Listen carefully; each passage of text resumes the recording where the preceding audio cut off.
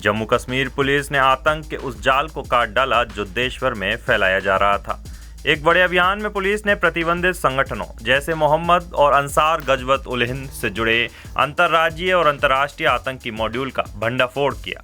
इस ऑपरेशन में कई राज्यों से 7 आतंकी गिरफ्तार किए गए हैं और भारी मात्रा में हथियार, गोला बारूद और करीब 3 टन IED सामग्री बरामद की गई है। जम्मू कश्मीर पुलिस और हरियाणा पुलिस ने एक संयुक्त अभियान में आतंकी नेटवर्क के खिलाफ बड़ी कार्रवाई की। इस ऑपरेशन में कश्मीर के 2 डॉक्टरों को गिरफ्तार किया गया है, जिनके पास से भारी मात्रा में हथियार और 350 किलोग्राम विस्फोटक बरामद किया गया। यह कार्रवाई आतंकी संगठनों जैसे मोहम्मद और अंसार गजवत उल हिंद से जुड़े नेटवर्क की जांच का हिस्सा है। सूत्रों के मुताबिक जम्मू कश्मीर पुलिस ने कुछ दिन पहले डॉक्टर आदिल अहमद डार को उत्तर प्रदेश के सहारनपुर से गिरफ्तार किया। पूछताछ में उसका कनेक्शन फरीदाबाद में छिपे एक और सहयोगी से सामने आया। इसके बाद पुलिस ने फरीदाबाद में संयुक्त छापेमारी की और वहां से डॉक्टर मुजम्मिल शकील को गिरफ्तार कर लिया। फरीदाबाद पुलिस कमिश्नर सत्येंद्र कुमार ने प्रेस कॉन्फ्रेंस कर बताया कि गिरफ्तार आरोपियों से मिले सुरागों के आधार पर 350 किलो विस्फोटक सामग्री, कई राइफलें, कारतूस और अन्य हथियार बरामद किए गए हैं। उन्होंने बताया कि जांच में राजस्थान का नाम भी सामने आया है, जहां इस नेटवर्क की ओर कड़ियां जुड़ी होने की आशंका जताई जा रही है।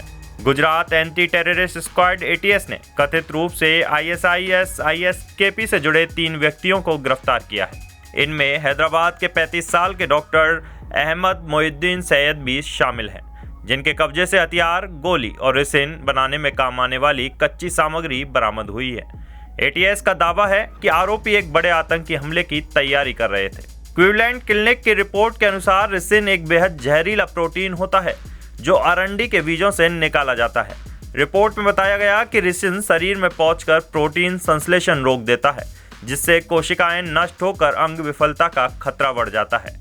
रेसिन 4 तरीकों से इंसान के शरीर में पहुंच सकता है: अरंडी के बीज चबाना या दूषित भोजन, त्वचा पर संपर्क, सांस के माध्यम से और सीधे इंजेक्शन के जरिए। रिपोर्ट ने चेतावनी दी है कि यह न केवल घातक है बल्कि क्रिमिनल गतिविधियों में उपयोग होने की घटनाएं इसकी चलती रही हैं।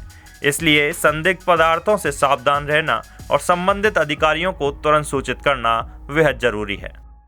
गुजरात ATS के डीवाईएसपी श्री अशल चौधरी को एक इन्फॉर्मेशन मिली थी कि हैदराबाद का रहने वाला एक आदमी जिसका नाम सैयद अहमद मोइनुद्दीन है, ये देश में आतंकवादी घटना को अंजाम देने के लिए कुछ कार्रवाइयां कर रहा है और इसी के कॉन्स्पिरेसी के भाग के तहत ये गुजरात अहमदाबाद भी आने वाला है।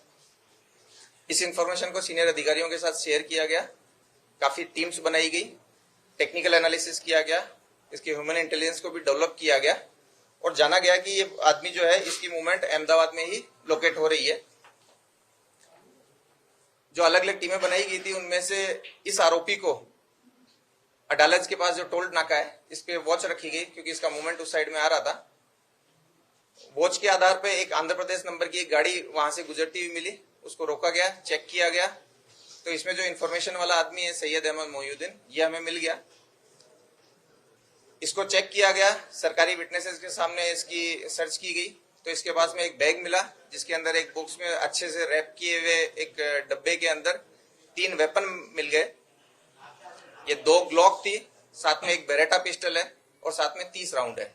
इसके साथ साथ एक प्लास्टिक के डब्बे के अंदर लगभग 4 किलो कैस्टर ऑयल भी मिला। इस सैयद अहमद मोइनुद्दीन को ATS ऑफिस ला करके डिटेल्ड इंट्रोगेशन किया गया। इसके फोन में भी बहुत सारी चीजें मिली गई, इसके बारे में पूछा गया, इसके इतिहास को जाना गया। तो जो डिटेल्स मिली वो ऐसी थी कि सैयद जो है वो बेसिकली लगभग 35-36 साल की उम्र का एक व्यक्ति है जिसने चाइना से MBBS किया है। ये काफी पढ़ा लिखा है, काफी रेडिकल मेंटेलिटी है इसकी। ये भारत में मोटे प्रमाण में मतलब बड़ी लोगों को नुकसान पहुंचा पाए इस तरह की आतंकवादी घटना को अंजाम देना चाहता था। इसके लिए बहुत सारे फॉरेनर्स के कांटेक्ट में था। अभी जिस व्यक्ति के साथ इसका सबसे ज्यादा लाइव कम्युनिकेशन था वो एक अब्बू खदीजा नाम से एक टेलीग्राम ID थी जिसके साथ एक कांटेक्ट में था, जिसे अपना आमिर मानता था। अब्बू खदीजा जो है वो ISKP का हो सकता है, ऐसा इसका मानना है। इन्होंने मिलकर के जो राइजिन एक बहुत ही पोटेंट पॉइजन है उसको बनाने की प्रोसेस इसने स्टार्ट की थी। उसके लिए इसने रिक्वायर्ड कैस्टर सीड्स, एसीटोन्स, क्रशर्स वगैरह वगैरह जो इसको चाहिए वो इसने प्रोक्योर किए थे और वो केमिकल प्रोसेस भी चालू कर दी थी। इस पर्टिकुलर विजिट में इसको ये वेपन की डिलीवरी होनी थी। इन वेपन की डिलीवरी के बारे में जब पूछा गया तो ये कलोल के आसपास से इसको एक लोकेशन पे ये डेड ड्रॉप की तरह ये वेपन मिला था। इसके फोन को और डिटेल से देखा गया तो इसके अंदर एक सस्पेक्ट नंबर भी मिला, जो कि इस कंडीशन में इसको उससे कांटेक्ट करना था कि अगर वो एक डेड ड्रॉप नहीं ले पाता है तो। इस नंबर को जब चेक किया गया तो ये नंबर यूपी से मूल इसका एसडीआर होना पाया गया और इसका मूवमेंट गुजरात में होना पाया गया। इसके लिए एक अलग से दूसरी टीम बनाई गई, जिसमें DySP Virjit Parmar, DySP KP Patel, PI CH Panara और दूसरे हमारे पीआई पीवी देसाई वगैरह, इन सबकी एक टीम बनाई गई। इस नंबर को लोकेट करने के लिए जब भेजा गया तो ये नंबर लगभग बनासकांठा के आसपास आया। वहां के बहुत सारे होटल्स, गाड़ियां सब चेक करने के बाद में ये दो लोग हमें वहां से मिले हैं। ये जो दोनों लोग हैं ये लखीमपुर और शामली के हैं। इन दोनों के नाम आजाद सुलेमान शेख और मोहम्मद सुहेल मोहम्मद सलीम खान है। ये दोनों दीनी पढ़ाई किए हुए हैं, काफी रेडिकल हैं।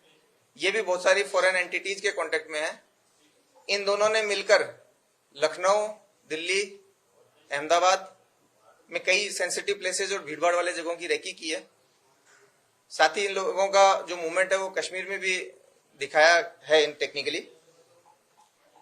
इन लोगों ने ये जो डिलीवरी है, जो वेपन्स की डिलीवरी है, वो हनुमानगढ़ राजस्थान, जो कि एक भारत पाकिस्तान बॉर्डर का जिला है, वहां से ये डिलीवरी ली है और डिलीवरी लेकर के ये कलोल में इस डिलीवरी को ड्रॉप करके इन्होंने अपना जो इस जगह के जो फोटो, वीडियो और लोकेशंस है वो अपने फॉरेनर हैंडलर को भेजे थे, जिसके आधार पे सैयद ने इसकी आगे डिलीवरी ली थी। इस तरीके से गुजरात एटीएस की कंप्लीट जो टीम है उसने टेक्निकल एनालिसिस और ह्यूमन इंट के आधार पे एक अच्छा मॉड्यूल पकड़ा है, जिसमें 3 जो मुख्य आरोपी हैं उनको अभी तक हम पकड़ लिए हैं। आगे इन्होंने जो डिलीवरी ली उसका सोर्स, ये जो पॉइजन बना रहा है उसका यूज, ये जो फंडिंग कलेक्ट कर रहा है उसके बारे में वो डिटेल इंट्रोगेशन के बाद में हम आपको बता पाएंगे।